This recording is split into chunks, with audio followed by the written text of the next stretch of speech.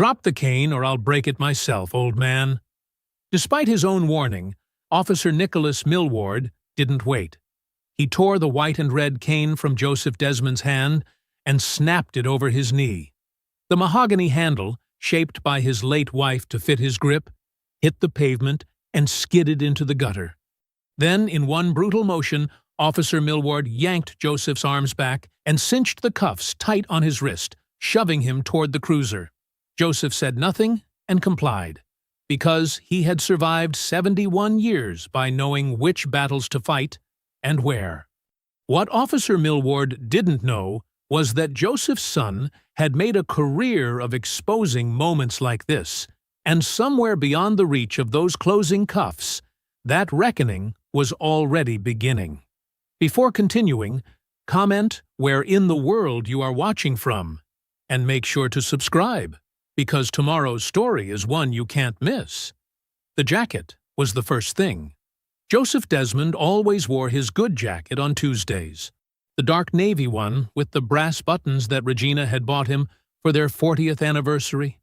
He'd found it in the closet by feel, third hanger from the left, always, and pulled it on slowly, smoothing the lapels the way he used to when he could still see himself in the mirror.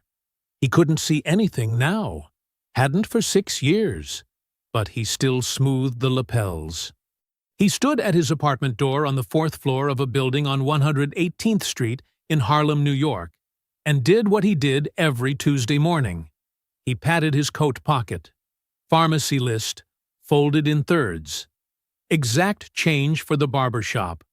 14 $, 2 5s, and 4 1s, organized by denomination the way Regina had taught him when the darkness first came. His white and red mobility cane leaned against the doorframe.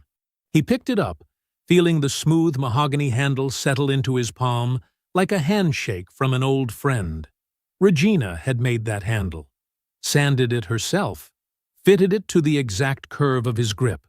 2 years gone, and he still carried her every Tuesday.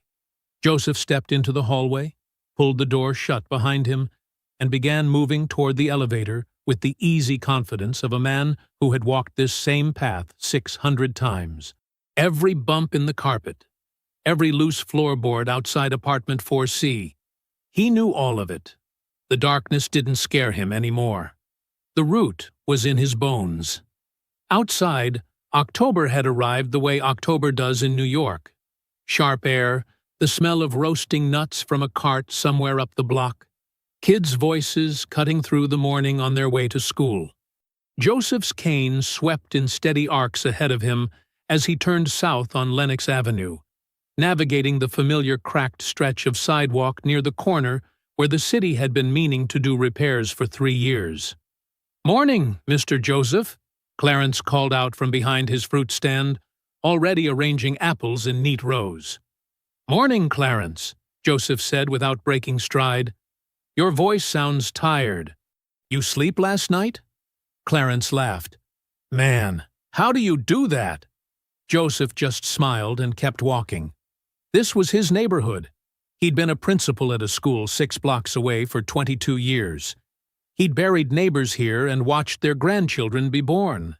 He'd walked these streets before the darkness came, and he'd walked them after, and no one was going to tell him otherwise. He was 2 blocks from the pharmacy when he heard the car door. Not the sound itself, just the specific heaviness of it. The way a cruiser door closes different from a regular car. Joseph had learned to notice that. He kept walking, cane sweeping, not breaking his pace, because he had nothing to break it for. "Hey!" Joseph kept walking. The voice hadn't specified a direction. "Hey, you!" He stopped. He turned his head toward the sound. He kept his face calm. He kept his hands still. The officer was maybe 30 feet away. Joseph could hear the boots on the pavement, heavy, deliberate, closing the distance without hurry. The kind of walk that expected something. "Where are you going with that?" the officer said. Joseph held the cane slightly out to the side so it was visible. "Morning, officer," he said. "I'm visually impaired. This is a standard mobility cane." I'm on my way to the pharmacy on 125th. He kept his voice even. He'd learned that, too, over 71 years. Keep the voice even. Give them nothing to grab onto. The officer stopped close. Too close. Joseph could smell the coffee on him. You live around here? I do, 118th Street. I walk this route every Tuesday. There was a pause. The kind of pause that isn't really a pause. It's a decision being made. You got ID on you? Joseph reached slowly into his interior pocket and produced his wallet. He held it out. The officer didn't take it. What's your name? Joseph Desmond. Joseph. The officer said it like it tasted like something he didn't like. You want to tell me why you were swinging that thing around like you were about to hit somebody? Joseph was quiet for 1 second. 1 single second. I was navigating a broken stretch of sidewalk, he said. Still calm, still even. That's what a cane does. The morning kept going around them. Clarence was still arranging apples up the block. A school bus rumbled past. The city did not notice or care. Sir, Joseph said quietly, is there something I can help you with? The officer's name was Nicholas Millward, and he had already decided the answer was yes. Nicholas Millward was 34 years old and had been a cop for 9 of them. He had 3 civilian complaints buried in his file like seeds that nobody wanted to water. He had a promotion he didn't get last week and a sergeant who'd embarrassed him in the locker room in front of 6 other officers. He had cold coffee in the cup holder of his cruiser and a chip on his shoulder the size of a city block. And right now, he had Joseph Desmond standing in front of him on a public sidewalk. And something about that, about the way Joseph stood, about the quiet dignity in the old man's posture, about the calm in his voice that refused to crack, was making Millward's jaw tighten in a way he couldn't quite explain. Drop the stick, Millward said. Joseph didn't move. Sir, this is a mobility aid. I am legally blind. Removing this cane leaves me without any means of... I said drop it. Officer Randy Osmar, 29 years old and 3 months out of his probationary period, stood back near the passenger side of the cruiser. He watched. He didn't say anything. He would keep not saying anything for the entire duration of what followed, and that silence would follow him for the rest of his career. Officer, Joseph said, his voice still measured, still even, still refusing to give Millward the reaction he was fishing for. I am a 71-year-old blind man on his way to pick up a prescription. I am not a threat to you. I am not a threat to anyone. You were swinging that thing at people. I was navigating a broken sidewalk. Stop arguing with me. I am explaining myself, Joseph said. There is a difference. Millward stepped forward and grabbed the cane. It happened fast. His hand closed around the shaft just below Joseph's grip, and he pulled. Joseph's hand tightened, not from resistance, not from defiance, but from something so deep and automatic, it bypassed thought entirely. Take away the cane, and Joseph was standing in the middle of a city sidewalk with no way to know where the curb was, where the wall was, where anything was. His hand had been trained by 6 years of necessity to hold on. His hand held on. Let go, Millward said, his voice dropping low and mean. Let go, right now. Please, Joseph started. Millward ripped the cane free, and then he broke it. He brought it down over his raised knee like he was snapping a piece of kindling for a fire. The sound was a crack, sharp and ugly and final. The mahogany handle, Regina's handle, sanded smooth by Regina's hands, fitted to the curve of Joseph's palm by the woman who had loved him for 43 years, separated from the shaft and bounced off the concrete sidewalk. Joseph went completely still, not frozen with fear, still in a different way. Still, the way a man goes still when something is taken from him that cannot be given back. His hand was open now, empty, and he held it at his side like he didn't quite know what to do with it. Up the block, Clarence had stopped arranging his apples. 3 people had their phones out. A woman in a green coat was already talking loudly. What is wrong with you? He's blind! He's blind! But her voice seemed to be coming from very far away. Turn around, Millward said. Hands behind your back. What? Joseph said. It wasn't protest. It was genuine disbelief. You heard me. Turn around. You're under arrest. For what? Assaulting an officer. Resisting arrest. The words landed like a physical thing. Joseph stood there for a moment, and in that moment his face did something complicated, something that moved through disbelief and pain and landed somewhere older and harder and sadder, like he had hoped, after 71 years, that the world had changed enough that he wouldn't be standing here again. It hadn't. He turned around. He put his hands behind his back. He let the cuffs go on without another word, because he was Joseph James Desmond, and he had survived things that would have broken men half his age, and he was not going to give Nicholas Millward the satisfaction of seeing him break now. Millward walked him to the cruiser and pushed him into the back seat, not gently. The door slammed. Joseph sat in the darkness, which was the same darkness as always, the darkness he lived in every day, except this darkness smelled like plastic and sweat and old coffee, and somewhere behind him on the sidewalk, in two pieces on the cold concrete, was the last thing Regina's hands had ever made for him. The ride to the 28th precinct took 11 minutes. Joseph knew because he counted. It was something he'd learned to do after losing his sight. Measure the world in time when he couldn't measure it in distance. 11 minutes in the back of a cruiser with his hands cuffed behind him, no seatbelt, no cane, no way to brace himself when Millward took corners too fast. The plastic seat was hard and cold.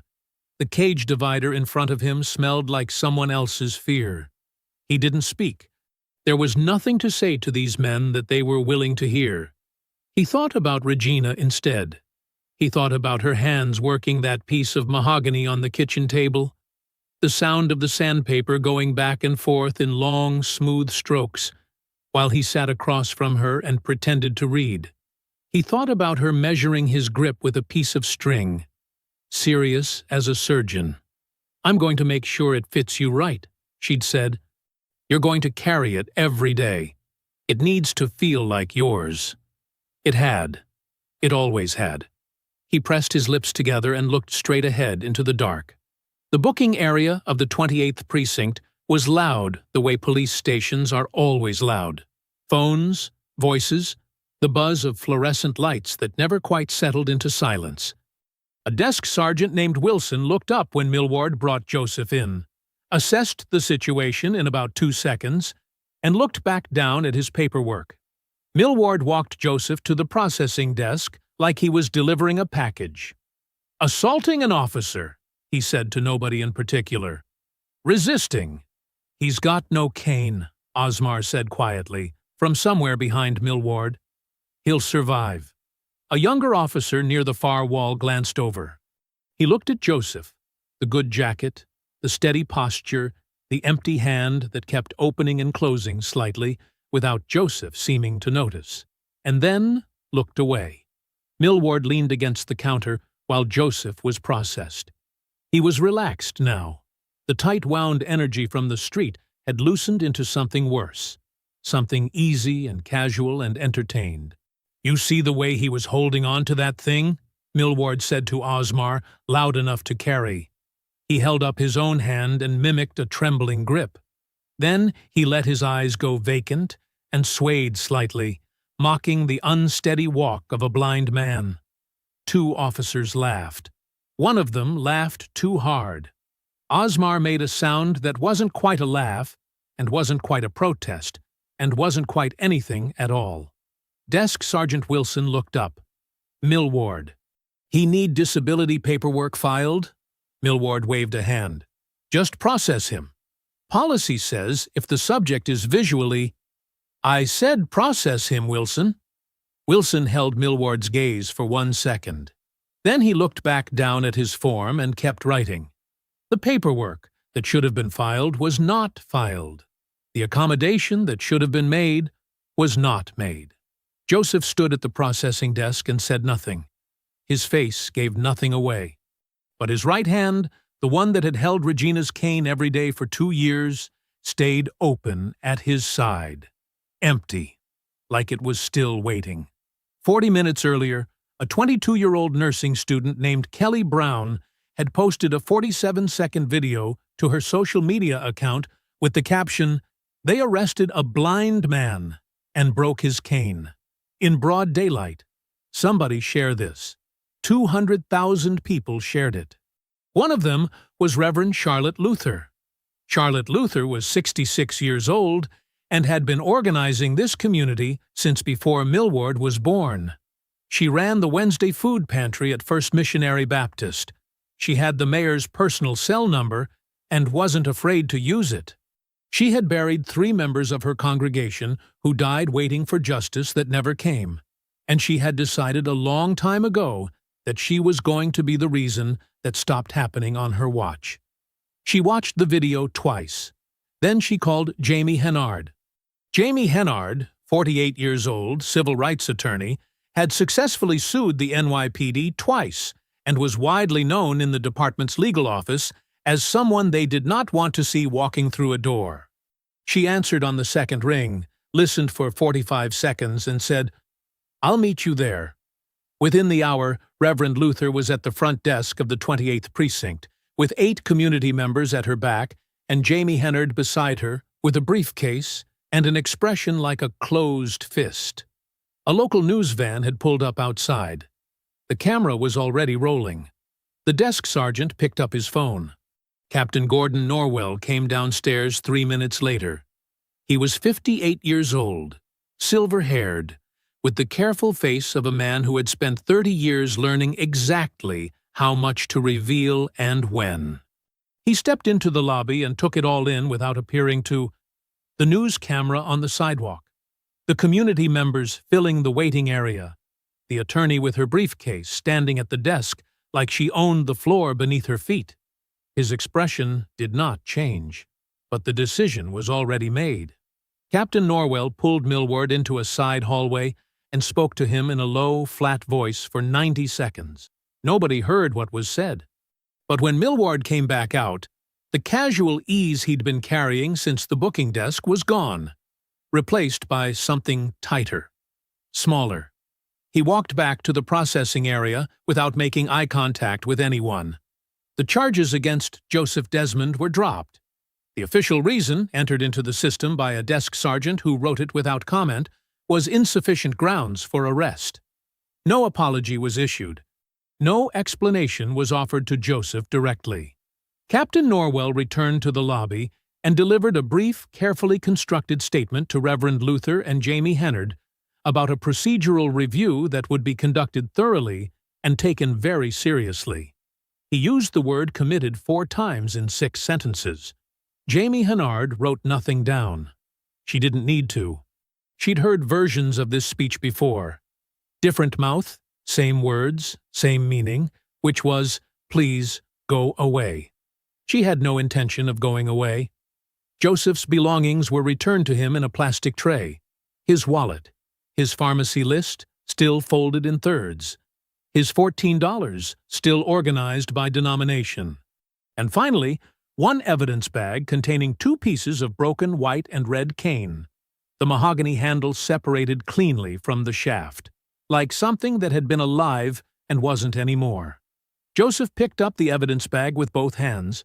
He held it carefully, the way you hold something fragile, even though what was inside was already broken, and there was nothing left to protect. Reverend Luther appeared at his elbow. She didn't say anything right away. She just put her hand on his arm and stood there, which was sometimes the only true thing a person could offer. "I've got you," she said quietly. "Let's get you home." Outside, the October air hit cold and clean. A small crowd had gathered on the sidewalk. Neighbors, people who'd seen the video, people who'd simply been walking by and stopped when they saw what was happening. When Joseph came through the precinct doors, guided by Reverend Luther's arm, someone started clapping. Then someone else. Then the whole sidewalk was clapping. and a woman near the back was crying, and the news camera was recording all of it. Joseph stood on the top step and held the evidence bag against his chest. He didn't smile. He didn't wave. He lifted his face slightly, the way he always did when he was listening hard for something, and he let the sound of those people wash over him for a moment. Just a moment. Then he let Reverend Luther guide him down the steps toward the street. Jamie Hennard stopped at the bottom of the steps and turned to face the camera directly. Her voice was clear and steady and carried across the sidewalk without effort. "What happened to Joseph Desmond this morning was not a mistake," she said. "It was excessive force against a disabled man. It was a civil rights violation, and it will be treated as exactly that. We will be filing a formal civil complaint, and we will not be accepting any settlement that doesn't acknowledge the full truth of what occurred here today." The camera stayed on her. She meant every word. Marvin brought Joseph home and sat him in his armchair. Joseph placed the evidence bag on the coffee table in front of him. Then he reached inside, carefully, and removed the 2 pieces of the cane. He set them down side by side, the mahogany handle on the left, the shaft on the right, arranged with the kind of care that had nothing to do with hoping they could be fixed. He just needed them to be together. He sat with his hands on his knees and his face toward the window, and the afternoon light came through the glass and fell across him and across the broken pieces on the table, and the apartment was very quiet. That evening, Captain Gordon Norwell sat alone in his office on the 2nd floor of the 28th Precinct and opened his laptop. He navigated to the Secure Watch Systems portal, the city's contracted cloud security server that stored the precinct's internal camera footage. He located the booking area recording from that morning. His user account accessed the file at 7:42 p.m. By 7:44 p.m., it had been flagged as corrupted. By morning, both neighborhood witnesses who had given initial statements to the responding officers had been contacted. Both recanted, citing misremembering. At 8:15 p.m., City Attorney Paula Fenton called Jamie Hennard's office. Her voice was smooth and practiced and warm in the way that expensive things sometimes are. "We'd like to discuss a resolution," she said. "The city is prepared to offer Mr. Desmond $18,000, along with a confidentiality agreement, to bring this matter to a close." Jamie Hennard wrote the number down on a yellow legal pad. She drew a circle around it. "I'll convey it to my client," she said. She hung up and looked at the number for a long moment. Then she drew a line through it. The safe house was a rented townhouse in Baltimore, with blackout curtains and bad plumbing, and a folding table in the living room covered in surveillance photographs, call logs, and cold takeout containers. Marvin Desmond had been sitting at that table for 16 hours straight. He was good at this. Patient in a way that most people weren't built for. The kind of patient that came not from calm, but from discipline. From training himself, over 20 years, to hold still when everything in him wanted to move. His coffee had gone cold 2 hours ago. He hadn't noticed. At 9:17 a.m., his phone buzzed on the table beside a stack of printed transcripts. He glanced at the screen. Not his father's number. His father called at 8 every morning, without fail. This was Reverend Luther. He picked up. Reverend Luther. She told him everything. She told him about the video, the arrest, the broken cane, the precinct, the dropped charges, the crowd outside. She told him about the $18,000 offer and the confidentiality agreement.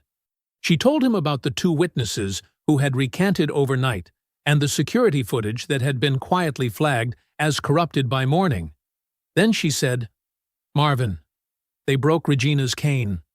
The room kept going around him. His colleagues moved between the table and the kitchen. Someone's radio crackled. Someone laughed at something on the other side of the room. Marvin set the phone face down on the table. He sat there for 10 seconds. Just 10 seconds, which was all he allowed himself. Then he picked the phone back up. "I'll call you back, Reverend." He stood and walked to where his supervisor, Special Agent in Charge Dexter Sanford was standing by the window reviewing a surveillance log. "I need personal leave," Marvin said. "Effective now." Sanford looked up. He was a practical man who did not waste time on unnecessary reactions.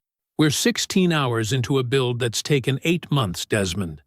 I need you at that table." "My father was arrested this morning," Marvin said. "He's 71 years old. He's been blind for 6 years. An officer broke his mobility cane and handcuffed him on a public sidewalk." Sanford studied him. "Is he hurt?" "Not physically." "Then I need you at that table." The room had gone quiet in the way rooms do when people are pretending not to listen. Marvin said, "They broke Regina's cane." Nobody in that room had known Regina Desmond, but they had all worked alongside Marvin long enough to know what those words meant. The way he said them, the particular stillness that came over his face when he did. Sanford looked at him for a long moment. 2 weeks, Sanford said. "Don't embarrass the Bureau." Marvin drove to New York that night. 4 hours on I-95 with the radio off, and the windows cracked and his mind working the way it always worked. Methodically, carefully, building the problem from the ground up. He was an FBI agent. He had no jurisdiction over local police misconduct. If he walked into this as Marvin Desmond's son, he was just another angry family member with a grievance and no leverage. If he used his badge carelessly, he handed the city's attorneys exactly what they needed. A federal agent interfering in a civil matter for personal reasons, tainting every complaint, every witness, every piece of evidence. He couldn't be reckless. His father had raised him to understand that the difference between justice and revenge was precision.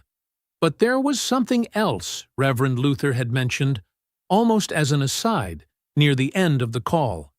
She'd said it the way people say things they think are small when they are actually everything. Millward had 3 prior complaints, all from black residents in his patrol area. All filed, all buried, all settled under confidentiality agreements. Marvin drove and thought about that. 3 prior complaints meant a pattern. A pattern, documented and provable, was the difference between one bad morning and a systemic civil rights violation. That was the road to federal jurisdiction. That was the thread he needed to find. He pulled up outside his father's building on 118th Street at 11 o'clock at night. The neighborhood was quiet. A few windows lit up, the bodega on the corner still open. Someone's music drifting down from a high floor somewhere. Marvin sat in the car for a moment. He pressed his hands flat on the steering wheel and breathed. Then he went upstairs. His father's apartment door was unlocked, the way it always was when Joseph was expecting him. Marvin pushed it open and stepped inside. One lamp on in the corner. The smell of the apartment, coffee and old books, and something else he'd never been able to name, that was simply the smell of home. Joseph was in his armchair, awake. His hands rested on his knees, and on the coffee table in front of him, in 2 pieces, lay what was left of Regina's cane. Neither of them spoke for a moment. Then Joseph said, "You didn't have to come all this way." "Yes, I did," Marvin said. He sat down across from his father, pulled the yellow legal pad from his bag, and uncapped his pen. He wasn't leaving until this was done. They sat across from each other in the quiet apartment, father and son, the broken cane between them on the coffee table like evidence of something that hadn't been resolved yet. Marvin had his legal pad open. His pen was uncapped, but he wasn't writing anything yet. He was watching his father. Joseph's hands were folded on his knees. His face was turned slightly toward the window, the way it always was. Not because there was anything to see, but because that was where the sounds came in. The neighborhood settling into night. A distant siren. Someone's television through a thin wall. "You're trying to figure out how to fix it," Joseph said. "I am. Without breaking anything else in the process." Marvin looked at him. "That's exactly right." Joseph was quiet for a moment. Then he reached forward and touched the broken cane with one hand. Just rested his fingers on it, lightly. the way you touch something you're saying goodbye to. The law is a tool, Marvin, he said. You know how a tool can be used right, and how it can be used wrong. He lifted his hand from the cane and settled back into the chair. Use it right. Marvin wrote that down, word for word, on the first line of the legal pad. He looked at it for a second. Then he drew a line under it and started working. The next morning, Marvin called Adrienne Washington from the sidewalk outside his father's building. He kept his voice low and his back to the street. Adrienne Washington had spent 20 years at the Department of Justice's Civil Rights Division, and she'd built more systemic police misconduct cases than anyone in the department's recent history. She was methodical, precise, and allergic to shortcuts. She was also the only person Marvin trusted completely to tell him the truth when the truth was inconvenient. I need to talk through a situation, he said. I figured, she said. I saw the video. He told her everything. The arrest, the cover-up already taking shape, the witnesses who'd recanted, the footage flagged as corrupted within hours. Then he told her about the 3 prior complaints against Millward. She was quiet for a moment. When she spoke, her voice was careful. Marvin, one incident, regardless of how egregious, rarely opens a federal civil rights investigation against an individual officer. You know that. I know. What we need is a pattern. Documented. Provable. Those 3 buried complaints are your foundation. But we need to show more than that they existed. We need to show that Norwell knew about them and actively worked to make them disappear. Deliberate institutional suppression. That's the federal hook. That's what I thought. And Marvin, she said, you cannot work this with your badge. If the city's attorneys find out an FBI agent is personally running down witnesses in a case involving his own father, they will use that to discredit everything. Every statement, every complainant, every piece of evidence you touch. I know, he said again. I'm working this as a private citizen. A pause. That's a hard line to walk. My father's been walking hard lines his whole life, Marvin said. I think I can manage. He heard her exhale. Find those 3 complainants. Get their stories documented through Jamie Hennard's office, not through you. Give me something I can take upstairs that doesn't have your fingerprints on it. Understood. Thank you, Adrienne. Don't thank me yet, she said. And, Marvin, be careful. Norwell didn't get to captain by being careless. He's already 3 moves ahead of where you think he is. Marvin went back upstairs. His father had made coffee and was sitting at the kitchen table with the radio on low. A jazz station, the kind Regina had always favored. Marvin poured himself a cup and stood at the counter, looking at his legal pad. 3 names. That was where this started. The first was Thomas Rupert, 67 years old, a retired postal worker from the Bronx who had filed a complaint against Millward 26 months ago and settled. The second was Cassandra Reyes, 58, a woman from Washington Heights who'd been stopped outside her church and had withdrawn her complaint after filing it. The third had moved out of state, current location unknown. He started with Thomas. That afternoon, Jamie Hennard formally rejected Paula Fenton's $18,000 settlement offer on Joseph's behalf. She sent the rejection in writing, by certified mail, with a single line beneath the refusal that read, "My client intends to pursue full accountability through every available legal channel." Fenton received the letter at 3:45 p.m. By 4:00 p.m., she was already making calls. Marvin didn't know that yet, but he would. Thomas Rupert lived on the 3rd floor of a walk-up in the Bronx, on a street where half the storefronts had their gates pulled down even in the middle of the day. Marvin found the building without trouble and climbed the stairs slowly, thinking about what he was walking into. He wasn't a federal agent today. He was just a man knocking on a door. He knocked. It took a moment. Then the sound of careful footsteps, the kind that approach a door without committing to opening it. A pause. Then the chain sliding, the deadbolt turning, and the door opening about 8 inches, enough for one eye and half a face. Thomas Rupert was 67 years old. He had the broad shoulders of a man who'd spent decades hauling mail sacks, and the careful, watchful eyes of someone who'd learned the hard way that unexpected visitors rarely meant good news. "Mr. Rupert," Marvin said, "my name is Marvin Desmond. My father is Joseph Desmond. I think you may have seen the video." The eyes studied him. Then the door opened the rest of the way. The apartment was tidy in the particular way of a man living alone who takes pride in order. A recliner positioned in front of the television. Plants in the window, recently watered. A photograph on the wall of a younger Thomas in his postal uniform, grinning wide, standing next to a woman who shared his eyes. Thomas sat in the recliner and folded his hands and looked at Marvin, the way a man looks at someone he wants to trust, but has learned not to. "I know why you're here," he said. "Then you know what I'm going to ask." Thomas was quiet for a long moment. "Millward stopped me outside the Associated on Morris Avenue," he said finally. 26 months ago. Middle of the day. I had 2 grocery bags in my hands." He looked at his hands now, as if he could still feel the bags. "He said I matched a description. He wouldn't tell me what description.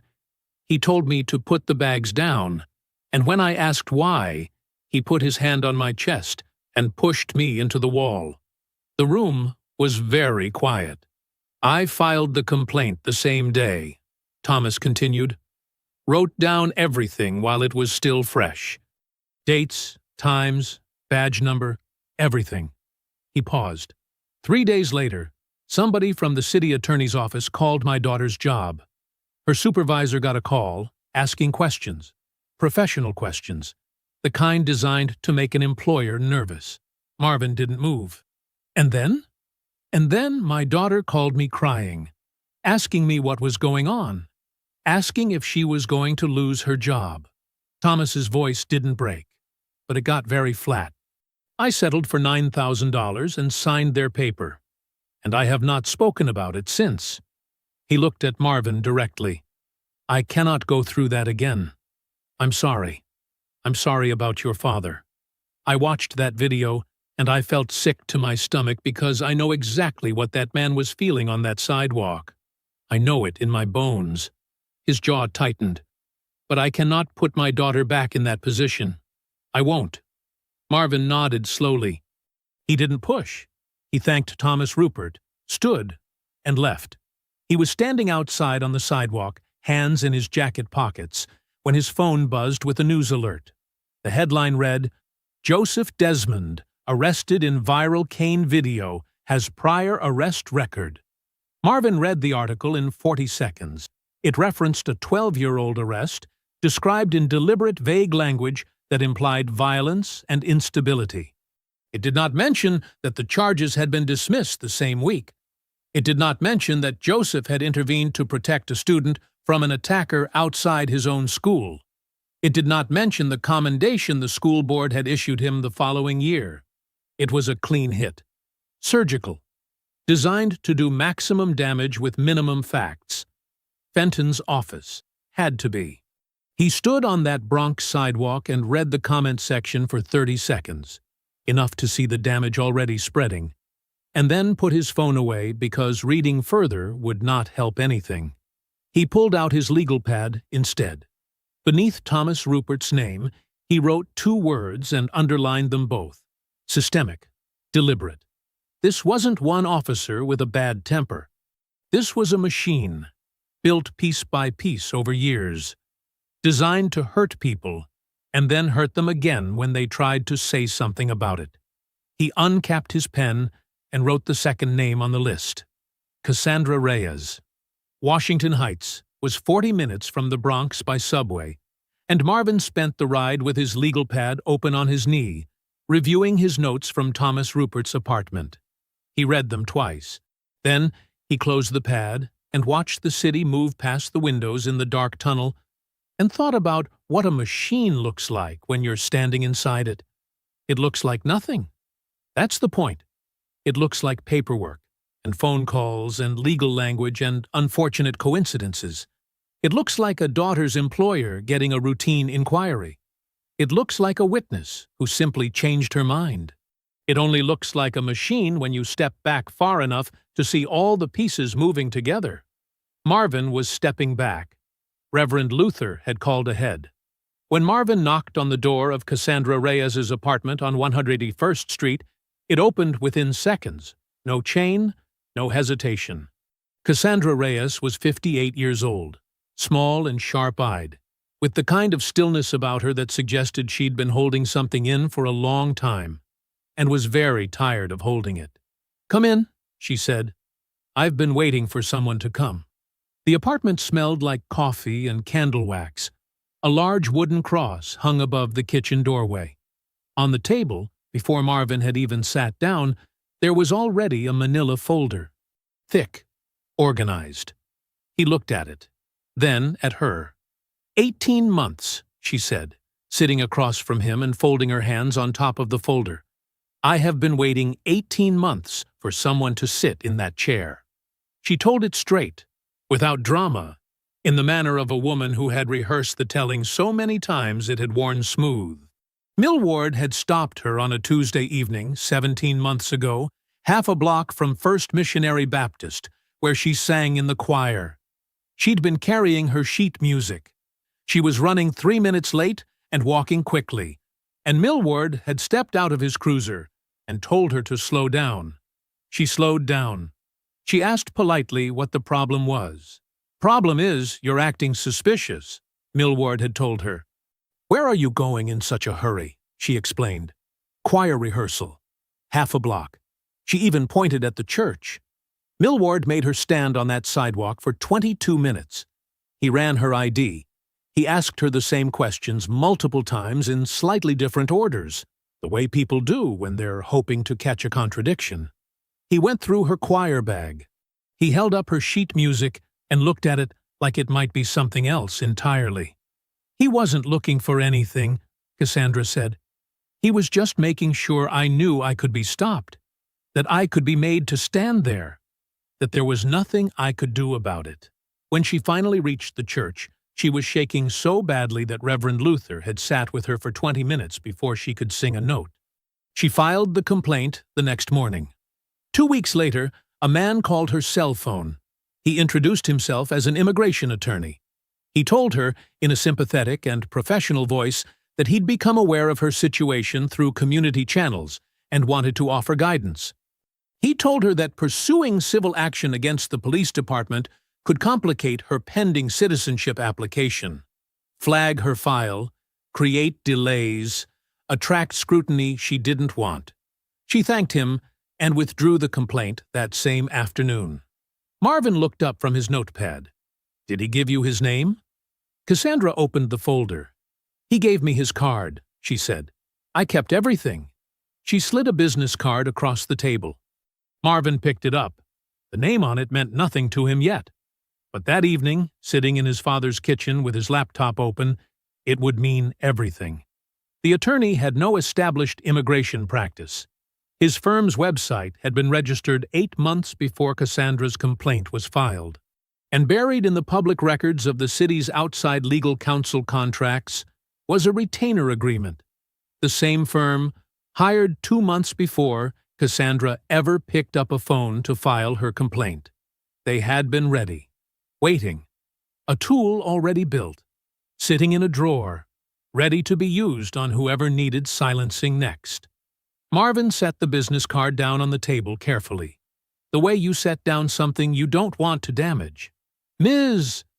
Reyes," he said, "can I ask, why did you keep all of this?" Cassandra looked at him with those sharp, tired eyes. "Because I knew," she said simply. "I knew somebody would come eventually." She glanced at the folder. "I just needed to make sure that when they did, I had everything they needed to finish it." Marvin pulled out his phone and called Jamie Hennard.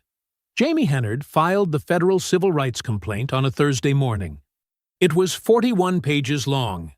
It named Nicholas Millward as the primary subject, cited his 3 known prior complaints, as evidence of a documented pattern of racially motivated misconduct, and identified the destruction of the booking area security footage as deliberate obstruction. It named Captain Gordon Norwell as a facilitating party. It requested that the DOJ's Civil Rights Division open a formal investigation under federal statute. Jamie had been building toward a filing like this for 20 years. Every word in those 41 pages was chosen the way a surgeon chooses an instrument. Precisely, purposefully, with full knowledge of what it was going to cut. She sent it at 9:04 a.m. By noon, Adrian Washington called her back. A preliminary inquiry was open. The news broke on a Friday. By Saturday morning, it had moved from local outlets to national ones, and by Saturday afternoon, a prominent civil rights organization had announced a rally outside the 28th Precinct for Sunday at 2 o'clock. Marvin told his father about the inquiry that Saturday evening.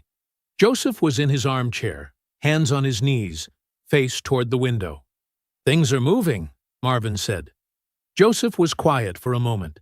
His thumb moved slowly across the arm of the chair. "How fast?" "Fast enough." Joseph nodded once. His hand moved to the coffee table, where the two pieces of Regina's cane still lay side by side. He rested his fingers on the mahogany handle. "Don't stop moving, son," he said. Marvin didn't. Sunday came in cold and bright. Marvin stayed home with his father. He didn't want Joseph anywhere near that precinct. Not yet. Not until something more permanent than a rally had been secured. But Reverend Luther was there, and Jamie Hennard was there, and that was enough. The crowd was larger than anyone had officially expected. 300 people, maybe more, spreading out across the sidewalk and into the street, until a pair of traffic officers had to redirect cars around the block. Hand-painted signs, a sound system someone had hauled in on a dolly, camera crews from 4 local stations and 1 national affiliate. A photographer captured an image that would run in 7 newspapers by Monday morning. A large framed photograph of Joseph, held up at the front of the crowd, showing him on the precinct steps the day of his release, holding the evidence bag against his chest, his face lifted slightly as though listening for something just beyond what the rest of them could hear. Whoever had printed it had done so large enough that his expression was unmistakable. Dignity. Unbroken and unbowed. That photograph became the face of everything that followed. Reverend Luther took the makeshift podium, a milk crate with a microphone stand, and spoke for 12 minutes without notes. She named names.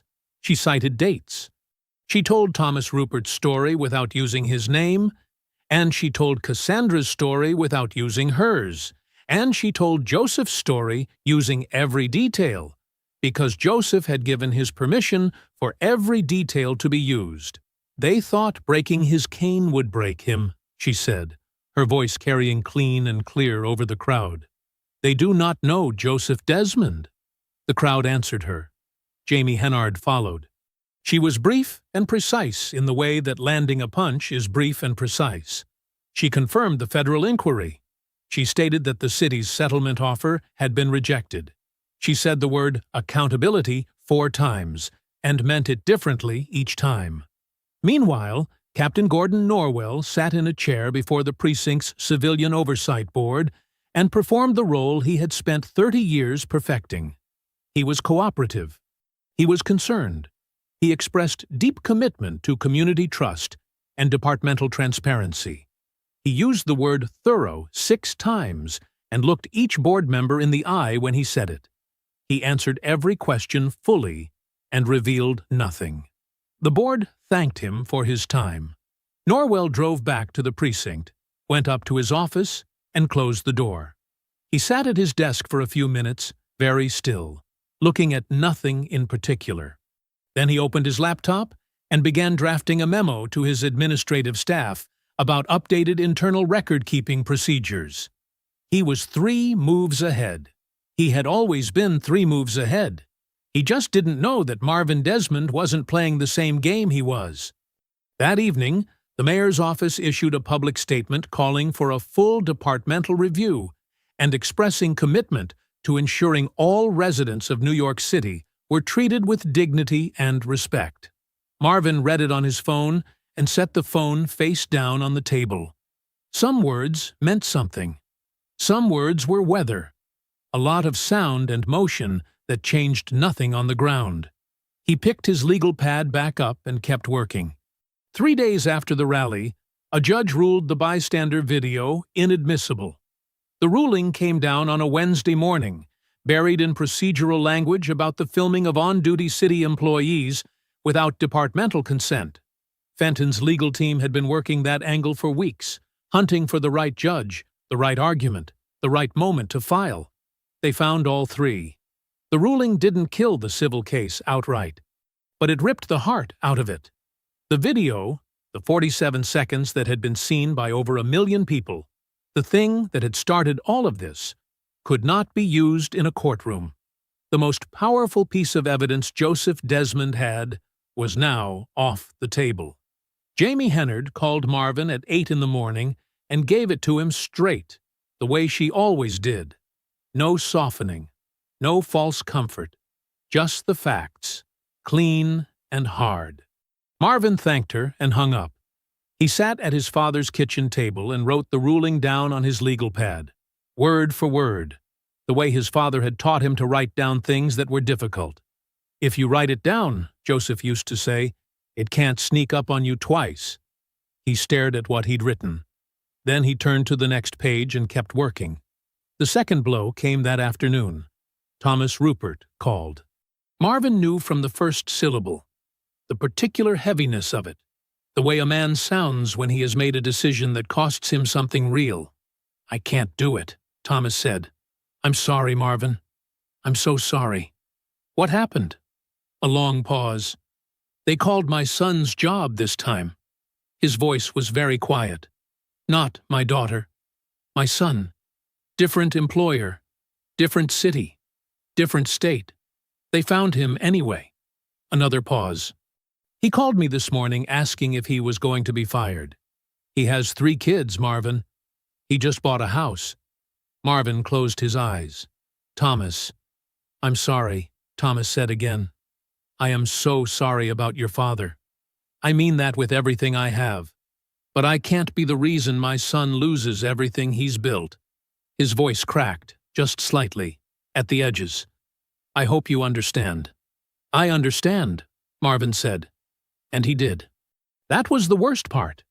He understood completely. The line went quiet. Thomas Rupert hung up. Marvin set the phone on the table and looked at the wall for a moment. Then he picked up his pen. The third blow fell that evening. Adrienne Washington called at 6:47 p.m. Marvin knew from the way she said his name. Not her official voice, not her DOJ voice, but her personal one. The one she used when she was about to tell him something she hated having to say. "The preliminary inquiry has been administratively paused," she said. "That's the official language." Marvin was quiet. "It came from above me," she continued. "Someone in the city's congressional delegation made a call. I don't know exactly who picked up. I don't have that information. What I know is that the inquiry is finished, and I cannot reopen it without authorization I am not going to receive." A pause. "Marvin, I am furious. I want you to know that. I am absolutely furious, and I am powerless." "I know," he said. "Thank you for calling me yourself." "Be careful," she said. "Please." She hung up. Marvin sat with the phone in his hand and thought about the machine, the way it worked, the way it reached into every room, every office, every jurisdiction, and made itself felt without ever showing its face. A congressional phone call, a son's employer in another state, a sympathetic judge on a procedural technicality. None of it visible. All of it devastating. There was one more thing. Millward's police union attorney had filed a formal harassment complaint against an unknown civilian interfering with civil witnesses. The description in the filing was detailed enough that Marvin's own supervisor at the New York FBI field office had been quietly notified. His supervisor called at 7:30. The conversation was short and not kind. Marvin had 48 hours to demonstrate that his personal conduct had not compromised the Bureau's integrity. He had no federal hook, no jurisdiction, no video, no witnesses, no inquiry. He had a father and a broken cane and a yellow legal pad. He ended up in Marvin Garvey Park, sitting on a bench as the sun went down behind the buildings and the sky turned the color of old brick. He sat there for a long time without moving. Then he called his father. Joseph picked up on the second ring. "Marvin, are you there?" "I'm here, Dad." A pause. Not empty, full of something. The kind of quiet that two people share when words aren't quite big enough yet. "Good," Joseph said. "Then we're not done yet." Marvin looked up at the darkening sky. "No," he said. "We're not." Marvin got back to the apartment at 9 o'clock. His father was asleep in the armchair, chin dipped slightly toward his chest, hands folded in his lap the way they always were when Joseph slept sitting up. The lamp in the corner was on. The broken cane pieces were still on the coffee table. Marvin stood in the doorway for a moment and looked at his father in the lamplight. At the good jacket still on his shoulders, at the lines in his face that hadn't been there 6 years ago, at the stillness of a man who had earned his rest 10 times over and kept being denied it. He went to the kitchen. He made coffee. He sat down at the table with the yellow legal pad and a pen, and he started over from the very beginning. Not as an agent, not as a son, as a man who had spent 20 years learning to find the thing that everyone else had walked past without seeing, the thread that looked like nothing until you pulled it. And then the whole thing came apart. He wrote down everything he knew in the order that he knew it. The arrest, the charges dropped, the cover-up, the witnesses recanted, the footage flagged as corrupted, the settlement offer, the smear article, Thomas Rupert, Cassandra Reyes, the fraudulent immigration attorney, the congressional phone call, the union harassment complaint. He read it all back slowly. Then he stopped. He went back to one line. Footage flagged as corrupted. He stared at it. He knew secure watch systems. Not personally, professionally. The FBI used a different vendor for their own secure storage, but SecureWatch had come up in a federal contracting audit 3 years ago that Marvin had been peripherally involved in. He knew how their system worked. He knew its architecture. Cloud-based government contract storage systems did not corrupt the way Norwell had described. True corruption on a cloud server, the kind that made footage unrecoverable, left a specific signature. It came from hardware failure or data transfer errors, and it degraded footage gradually, frame by frame. It looked a particular way. More importantly, it happened to the footage itself. It did not happen to the access logs. The logs were stored separately, on redundant servers, precisely because the city's contract with SecureWatch required an unbroken chain of custody for all recorded material. Marvin sat forward.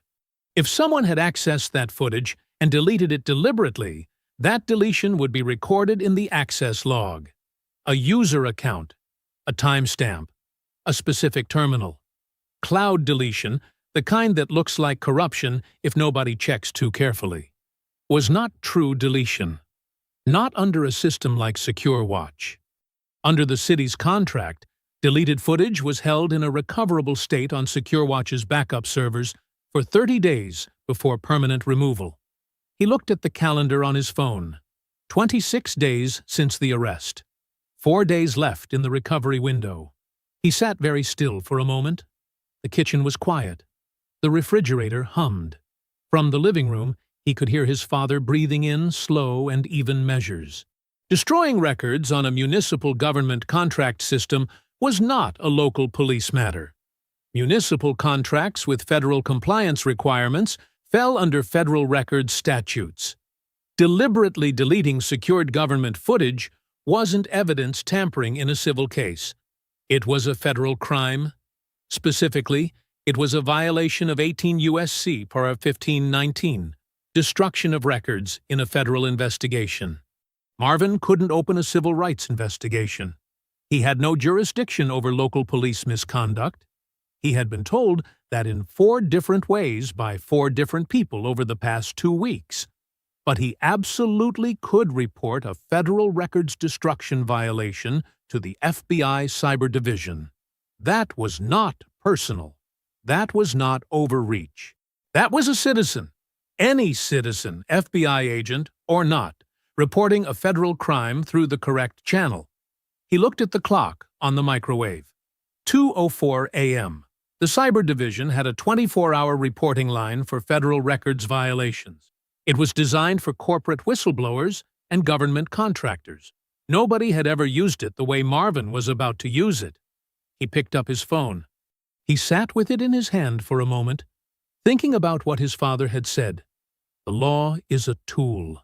You know how it can be used right and how it can be used wrong. Norwell had used it wrong for 30 years. He'd used it like a weapon. Blunt, indiscriminate, designed to hurt and silence and protect the people who deserved no protection. Marvin dialed. The line rang twice. Federal Records Violation Reporting, a voice said. Go ahead. Marvin Desmond took a breath. I need to report a federal records destruction violation, he said. I have reason to believe a government contract storage system has been deliberately accessed and manipulated to destroy evidence. I have the vendor name, the contract number, and the access window. And I need you to move fast, because there are 4 days left before the backup expires. He began to talk. And this time, nobody stopped him. The FBI Cyber Division did not move the way civil rights inquiries moved. It did not wait for political winds to shift. It did not pause for congressional phone calls. It did not hold preliminary meetings about whether to hold preliminary meetings. It moved the way federal agencies move when the violation is clean, the statute is clear, and the evidence window is closing. Within 48 hours of Marvin's call, investigators had subpoenaed SecureWatch systems for the complete access logs covering every interaction with the 28th Precinct's booking area footage from the date of Joseph's arrest forward. SecureWatch's legal team complied by 10 o'clock the following morning. Marvin was at his father's kitchen table when his contact at the Cyber Division called him with the preliminary findings. He had been awake since before sunrise, working the legal pad, running calculations on the recovery window in the margins. The logs are clean, his contact said. No corruption signature, no hardware failure, no data transfer error. Marvin closed his eyes briefly. Accessed and deleted. Deliberately.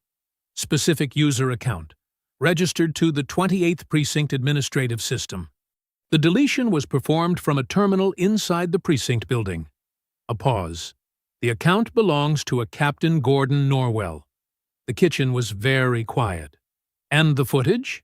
Marvin asked. SecureWatch runs a 30-day backup protocol on all government contract storage. It's written into their city agreement. The footage was not permanently destroyed.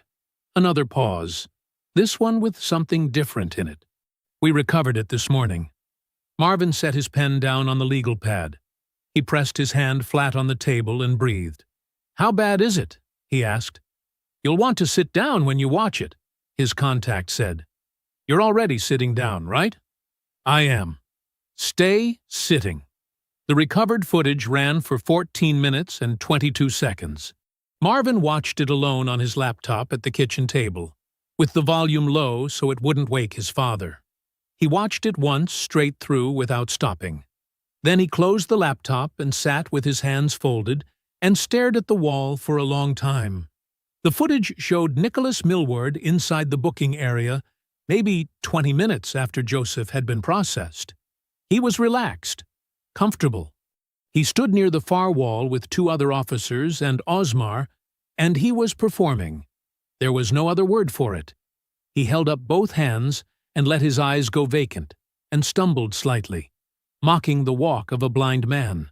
His mouth was moving. The audio was clear. What came out of it was not fit for any public record, but it was on the record now, preserved in federal evidence, and it would not be going anywhere. The two other officers were laughing. Osmar made a sound that was trying to be a laugh and couldn't quite get there. His eyes moved to the door twice, and then, at the 11-minute mark, Captain Gordon Norwell walked through the booking area. He slowed. He looked at Millward. He looked at what Millward was doing. He stood there for 4 full seconds, which Marvin counted.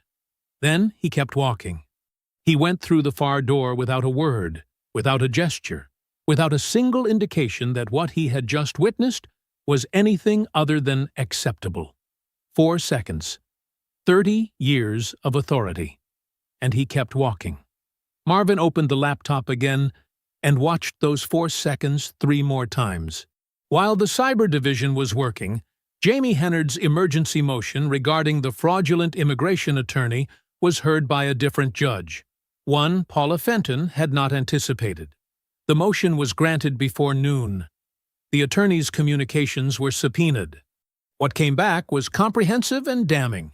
A paper trail connecting him directly to the city's outside legal counsel firm, a retainer that predated Cassandra's complaint by 2 months, and a series of text messages that used careful, coded language that nonetheless described exactly what it was. A coordinated effort to discourage a witness from pursuing a civil rights complaint against a city employee. It was witness tampering. It was documented. And it was now in Jamie Hennard's hands. When Cassandra Reyes received the call from Jamie Hennard explaining that her testimony was now legally protected and that the man who had silenced her was facing his own legal exposure, she was quiet for a moment. Then she said, "When do you need me?" "As soon as you can get here," Jamie said. Cassandra was at Jamie Hennard's office within the hour. She sat down across the desk and placed her manila folder on top. Every text, every voicemail, every document, organized in chronological order and paper-clipped by category. She was not frightened anymore. She was something else entirely. Something that had been building for 18 months in a quiet apartment in Washington Heights, waiting for exactly this moment. Jamie Hennard's phone rang. It was Marvin. She listened for 30 seconds. Then she said, "Cassandra is in. Thomas will follow when he hears about Norwell. Marvin, the footage is the case. It's over for them." She hung up and looked at Cassandra across the desk.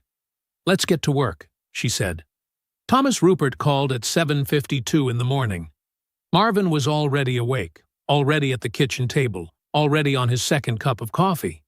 He'd barely slept. Not from anxiety, from momentum. The kind of momentum that builds in the final stretch of something long and hard, when the finish line is close enough to feel, but still far enough to lose. He picked up on the first ring. "I heard," Thomas said. There was something different in his voice. The heaviness was still there, that never fully left a man. But underneath it was something else. Something that had straightened up. "Somebody from the community called me last night. Said there were federal charges coming for Norwell." "That's right," Marvin said. A long breath on the other end of the line. "And Millward?" "Full FBI civil rights investigation, federal charges under 18 U.S.C. 242. Deprivation of rights under color of law." Marvin paused. "That carries prison time, Thomas. Real prison time." The line was quiet for a moment. "Tell me where to sign," Thomas Rupert said. Marvin felt something release in his chest. Quiet and clean. Like a knot finally worked loose. "I'll have Jamie Hennard's office contact you by noon."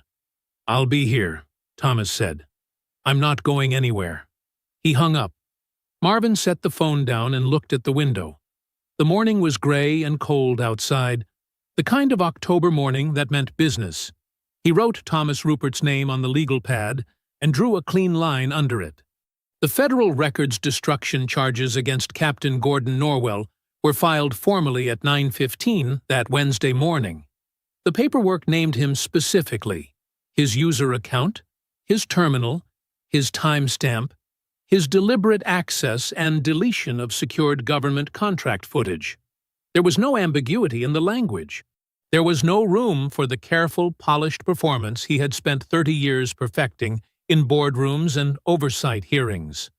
The federal charging document did not care about his silver hair, or his measured voice, or his practiced expressions of institutional concern. It only cared about 7:42 p.m., and what he had done at 7:42 p.m. was on the record. Norwell was placed on unpaid administrative leave pending prosecution. Reverend Charlotte Luther received a quiet phone call from Marvin at 8 that morning. Just the time, just the location, just the words. They're walking him out at 9. She made 4 calls after that. By 8:50, 2 news cameras and a local radio reporter were positioned on the sidewalk outside the 28th precinct. At 9:22 a.m., Captain Gordon Norwell walked out of the building he had commanded for 11 years, flanked by 2 federal investigators. He was not in handcuffs. The arraignment would come later, but the investigators were close on either side of him, and the space between them was small enough that it made the point clearly. He did not look at the cameras. He looked straight ahead at nothing, that careful, revealing nothing, and walked to the waiting vehicle with the particular stiffness of a man who knows exactly how this moment is going to look in print and cannot do a single thing about it. The cameras rolled. The radio reporter called it in live. Reverend Luther stood on the sidewalk with her arms folded and watched him go. She didn't cheer. She didn't speak. She just watched, with the steady eyes of a woman who had buried 3 members of her congregation while waiting for this kind of mourning. Nicholas Millward was suspended without pay the same afternoon. His union attorney, a man who had successfully defended Millward against 3 prior complaints, who had filed harassment complaints and drafted settlement agreements and made problems disappear with remarkable efficiency, received a copy of the recovered booking footage at 11 o'clock that morning, sent by the Cyber Division as part of standard evidence disclosure. He watched it, all 14 minutes and 22 seconds of it. He called Millward at noon and told him he was withdrawing from the case, effective immediately, citing an irreconcilable conflict of interest. He did not elaborate. He did not need to. Millward called back 4 times. The attorney did not pick up. Officer Randy Osmar sat in an interview room at the Federal Building on Broadway that same afternoon and told investigators everything. He told it in the manner of a man who had been waiting for someone to ask, someone with actual authority to do something with the answer. He confirmed the pattern, the culture, the things that happened inside the 28th precinct that everyone saw and nobody said, because saying it meant becoming the next problem that needed to be managed. His cooperation was noted. His testimony was sworn. Marvin sat in his father's apartment that evening and watched the news footage of Norwell being walked out, small on his phone screen, silent with the volume off, but clear. He watched it once. Then he sent his father a text message. "It's moving, Dad." Joseph's reply came 30 seconds later, which meant he'd had Reverend Luther help him set up the voice-to-text again. "I know, son. I can feel it." Paula Fenton resigned on a Friday morning. The resignation letter was 2 paragraphs long and cited personal reasons in the careful, non-committal language of a woman who had spent 26 years constructing exits before she ever walked into a room. It was submitted to the mayor's office at 8:47 a.m. and leaked to 3 news outlets by noon. Not by Fenton, but by someone in the mayor's office who understood that a quiet resignation was better managed as a public narrative than as a discovered secret. The story ran under headlines about her legacy of public service, her years of dedication, her commitment to the city. Jamie Hennard read the headline on her phone, set it face down on her desk, and went back to drafting the bar complaint she had been building for 9 days. The resignation did not change the complaint. The complaint did not care about the resignation. It laid out, in 37 pages of documented evidence, how Paula Fenton had known about the fraudulent immigration attorney's contact with Cassandra Reyes, how her office had coordinated the outreach to Thomas Rupert's family members as a pressure strategy, and how she had directed the city's legal response in a manner designed to obstruct legitimate civil rights complaints rather than address them. Jamie filed it at 2:15 that same afternoon. The city's new lead counsel, a careful man named Gerard William, who had been handed a burning building and told to put it out with his bare hands, called Jamie Hennard at 4 o'clock. He did not begin with pleasantries. "We'd like to discuss resolution," he said. "I'm listening," Jamie said. "The city is prepared to offer a substantial settlement. We believe—" "How substantial?" A pause. $400,000. Jamie wrote the number down. "No." Another pause, longer this time. "Ms. Hennard, a trial would be—" "Mr. William," Jamie said evenly, "you have recovered booking footage showing your officer mocking a blind man inside a police precinct while his commanding officer watched and walked away. You have documented evidence of a coordinated witness intimidation campaign conducted through your own outside counsel. You have a federal records destruction charge against a sitting captain. And you have the full attention of national media." She let that sit for a moment. "You do not want this to go to trial." The negotiation took 4 days. Marvin sat with his father on the third evening, both of them at the kitchen table, and walked him through the numbers that were being discussed. Joseph listened without interrupting, his hands folded, his face toward the window. When Marvin finished, Joseph said, "What do they want in return?" "A confidentiality clause," Marvin said. "Standard language. You agree not to speak publicly about the terms." The apartment was quiet for a long moment. Joseph unfolded his hands and placed them flat on the table. "No," he said. "This happened. It happened to me, and it happened to Thomas Rupert, and it happened to Cassandra Reyes, and it happened to people whose names we never found." He paused. "Let it be on the record. All of it." Marvin looked at his father for a moment. "I'll call Jamie," he said. The final agreement was signed on a Thursday. $1.4 million. No confidentiality provisions. Public record. Filed with the court. Accessible to anyone who wanted to find it. Jamie Hennard held a press conference on the courthouse steps that afternoon. She read the settlement figure into the microphone in a clear, steady voice and watched the reporters write it down. She confirmed that the city had agreed to a full independent review of the 28th Precinct's complaint handling procedures going back 10 years. She confirmed that Officer Nicholas Millward remained under federal criminal investigation and had not been reinstated. She confirmed that Captain Gordon Norwell's arraignment was scheduled for the following Tuesday. The original viral video, its courtroom admissibility no longer relevant, was reshared across every platform that afternoon, alongside the recovered booking footage which the Cyber Division had cleared for public release as part of the federal record. 14 minutes and 22 seconds of Nicholas Millward inside a police precinct, performing his cruelty for an audience that laughed, while a man who had done nothing wrong sat somewhere in that building holding the 2 pieces of what his wife had made for him. The internet watched it in silence. Then it did not stay silent. That evening, Marvin made dinner. Nothing elaborate. Rice, chicken, the green beans his father liked. Joseph sat at the kitchen table and listened to the sounds of the apartment with the comfortable attention of a man who had learned to read the world through his ears. When the food was on the table, he reached for his fork and said, "What happens to Millward now?" "Federal prosecution," Marvin said. "Prison time is possible." Joseph nodded. "Once. Deliberate." "Good," he said. He reached for the salt. His hand moved across the table without hesitation.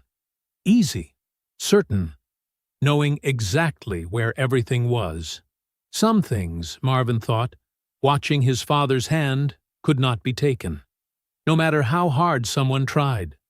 Marvin found the craftsman through a specialty adaptive equipment supplier in Brooklyn, a retired woodworker named Earl who had spent 40 years making custom mobility aids and had never once rushed a job.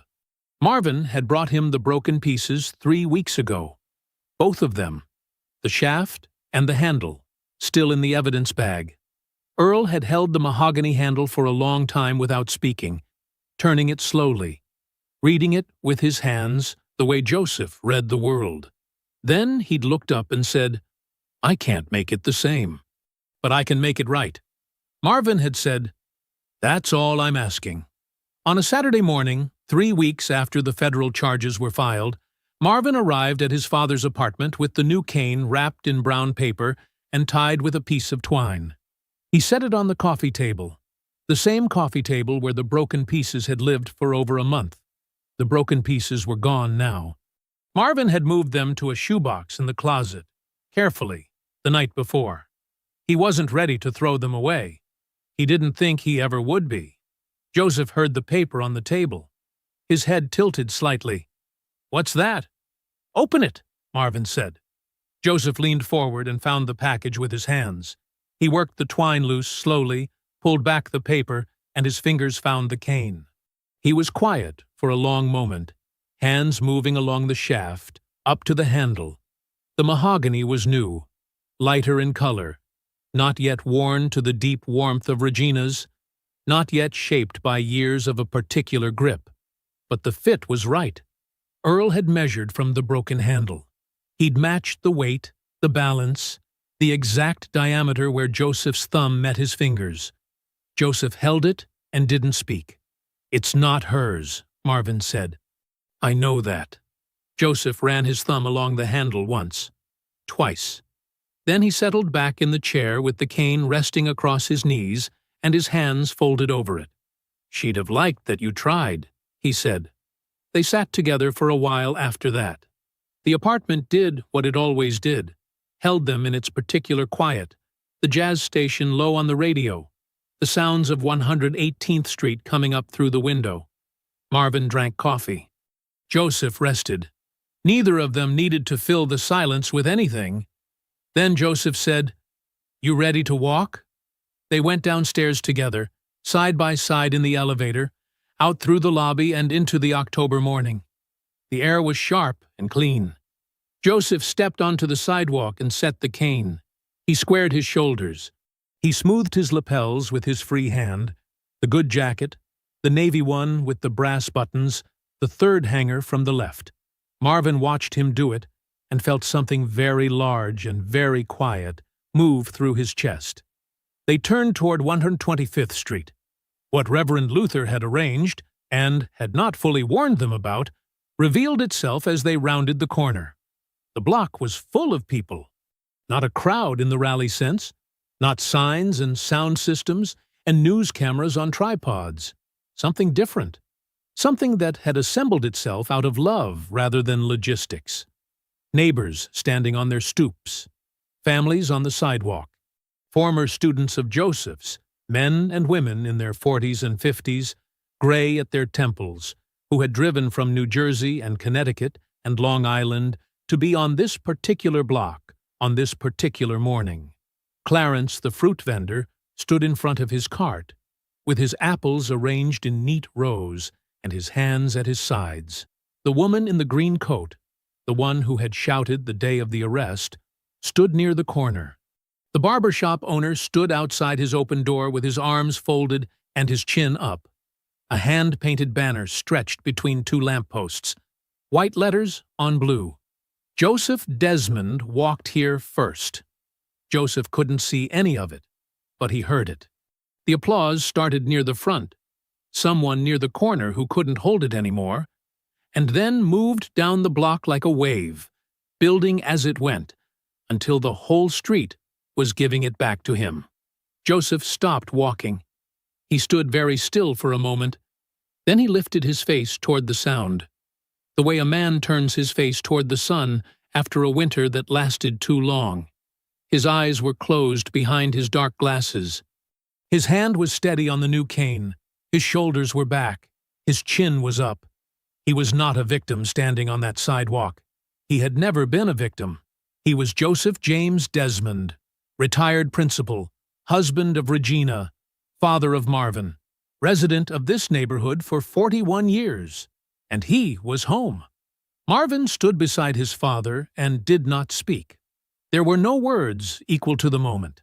He just stood there, close enough that their shoulders almost touched, and watched the block give his father back his street.